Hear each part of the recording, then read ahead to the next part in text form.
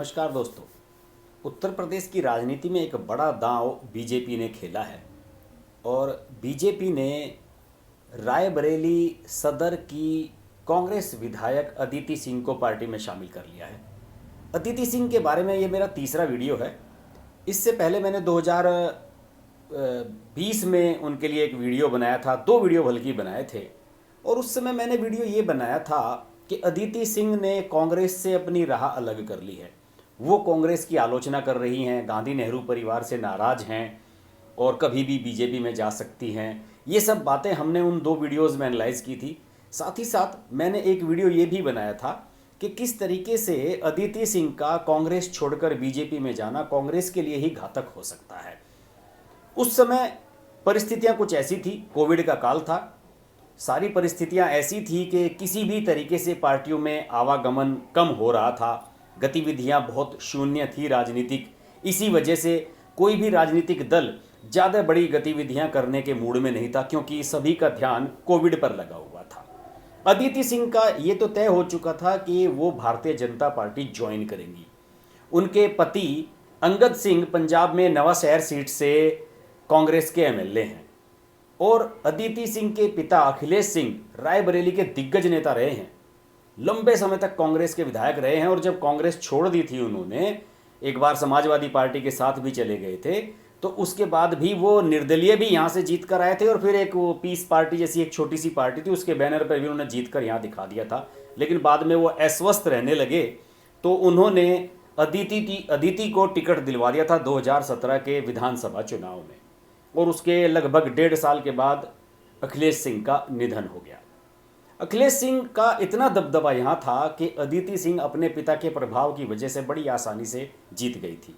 अदिति सिंह पढ़ी लिखी हैं और उनका जो बैकग्राउंड है बहुत बढ़िया है। वो मैनेजमेंट की पीजी स्कॉलर हैं और जब 370 को हटाया था मोदी सरकार ने कश्मीर से, उसकी इन्होंने खुलकर सराहना की थी और उन्होंने कहा था कि ये देश हित में किया हुआ फैसला है। और अभी हाल ही में जब प्रियंका गांधी ने लखीमपुर खीरी कांड को लेकर आलोचना की थी सरकार की, तो उस समय भी अदिति सिंह ने प्रियंका गांधी पर हमला बोला था। और ये भी कहा जाता है कि अदिति सिंह ने प्रियंका गांधी के कहने पर ही चुनाव लड़ने का फैसला भी किया था और प्रियंका गांधी ने उन्हें काफ़ी बैक भी किया था। लेकिन बात कहाँ बिगड़ी, आखिर ऐसा हुआ क्या कि अदिति सिंह को अब कांग्रेस छोड़कर बीजेपी में जाना पड़ा? इसकी सबसे प्रमुख वजह है अखिलेश सिंह का निधन। इसकी सबसे प्रमुख वजह यह है कि अखिलेश सिंह का जब निधन हुआ तो उस समय स्थिति ऐसी थी कि गांधी परिवार ने इसके बारे में ज़्यादा तवज्जो नहीं दी।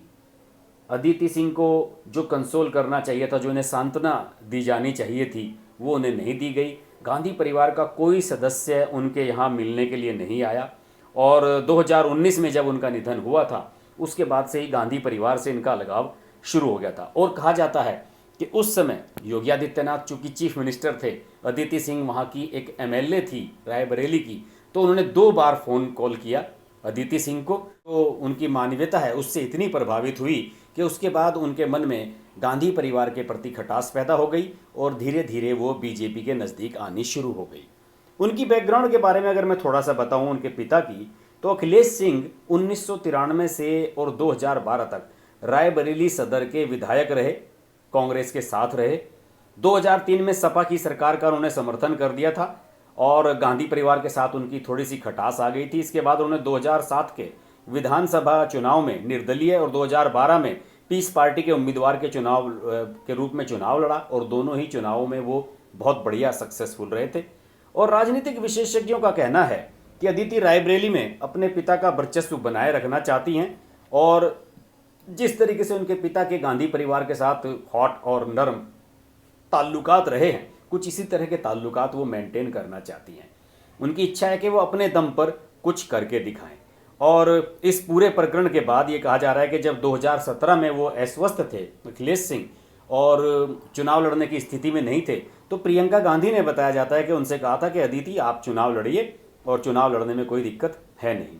दूसरी ओर अखिलेश सिंह को रॉबिन हुड एक इमेज भी बनी हुई है कि उन्हें ये कहा जाता था कि उनके जो आम गरीब तबका है उसमें उनकी अच्छी खासी पहचान थी।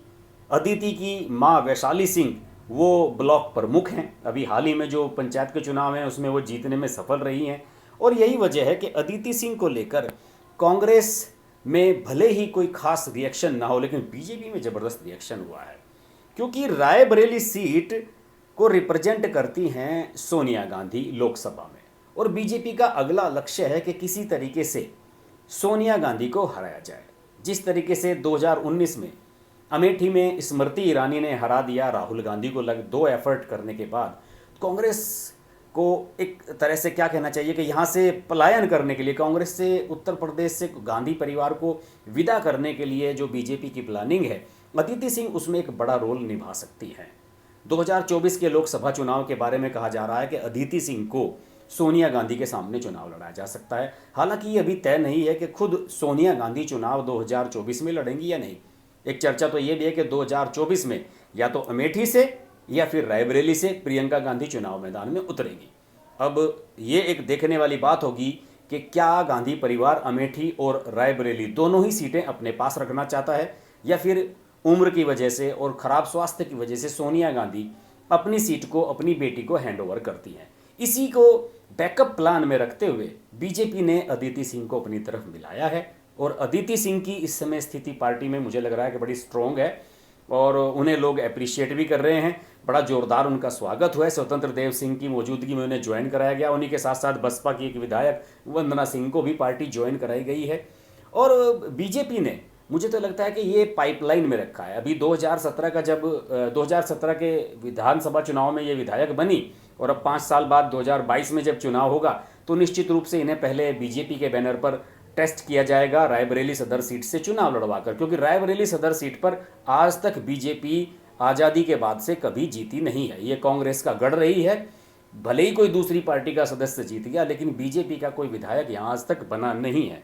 इसके अलावा रायबरेली की एक हरचंदपुर सीट है, वहाँ से कांग्रेस के विधायक राकेश सिंह हैं, उनके भी तेवर ऐसे ही हैं, वो भी बीजेपी की तरफ जा सकते हैं, क्योंकि उनके बड़े भाई एमएलसी दिनेश प्रताप सिंह बीजेपी में शामिल हो गए थे, और पिछले लोकसभा चुनाव में उन्होंने कांग्रेस अध्यक्ष सोनिया गांधी के खिलाफ चुनाव लड़ा था। यानी कि बीजेपी ने कांग्रेस के ही जो मोहरे हैं वो अपने पास इकट्ठे करने शुरू किए हैं, और उन्हीं के माध्यम से सोनिया गांधी को 2024 में हराने की प्लान की जा रही है। हो सकता है कि 2022 में जब विधायक बन जाएं अदिति सिंह, तो फिर 2024 के चुनाव में 2 साल बाद उन्हें टिकट देने में सांसद का कोई दिक्कत होने वाली है नहीं, और उस समय तक पूरा ग्राउंड उनका तैयार हो चुका होगा, और एज ए बीजेपी एमएलए वो अपना 2 साल गुजार चुकी होंगी, और सब कुछ उनके लिए प्लेटफार्म सेट होगा।